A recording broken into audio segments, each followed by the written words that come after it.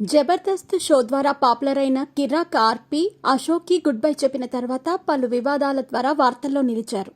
తర్వాత రోజుల్లో నెల్లూరు పెద్దారెడ్డి చేపల పులుసు పేరుతో ఆర్పి కర్రీ పాయింట్ బిజినెస్ ని మొదలుపెట్టగా తర్వాత రోజుల్లో ఇతర ఏరియాలలో బ్రాంచ్లను ఏర్పాటు చేయడం జరిగింది. అయితే నెల్లూరు పెద్దారెడ్డి చేపల పులుసులో ధరలు ఎక్కువగా ఉన్నాయంటూ కొంతమంది చేస్తున్న కామెంట్ల గురించి ఆర్పి క్లారిటీ ఇచ్చే ప్రయత్నం చేశారు. ఇది నా వ్యాపారం అని, నా రేట్లు అని, ఇంతేనని ఆయన తెలిపారు. కారును కొనుగోలు చేసేవాళ్లు ఎవడి స్తోమతను బట్టి వాళ్లు తీసుకుంటారని ఆర్పి చెప్పుకొచ్చారు. నా దగ్గర ఉండే వంటకాలను సైతం కొనగలిగే సామర్థ్యం ఉన్నవాళ్లే కొంటారని ఆయన కామెంట్లు చేశారు. తక్కువ రేటు అని చెప్పి ఎలా పడితే అలా ఇవ్వలేనని ఆర్పి పేర్కొన్నారు. వంటకాల కోసం మేము క్వాలిటీ ఉత్పత్తులనే వాడతామని ఆయన చెప్పుకొచ్చారు. నా చేపల పులుసు నీకు అందుబాటు రేటులో ఉంటే తినాలని, లేకపోతే వద్దని ఆర్పి చెప్పుకొచ్చారు.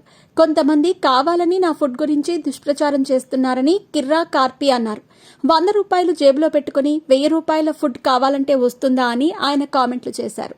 మా చేపల పులుసు తినమని నేను ఎవరినీ బ్రతిమిలాడనని ఆయన కామెంట్ చేశారు. నేను కూడా వ్యవసాయ కుటుంబం నుంచే వచ్చానని, రేట్లు ఎంత పెట్టాలనే విషయం నాకు తెలుసని కిర్రాక్ ఆర్పి వెల్లడించారు. నా చేపల పులుసుపై నాకు నమ్మకం ఉందని, ఎవరెన్ని చేసినా ఐ డోంట్ కేర్ అని కిర్రాక్ ఆర్పి తెలిపారు.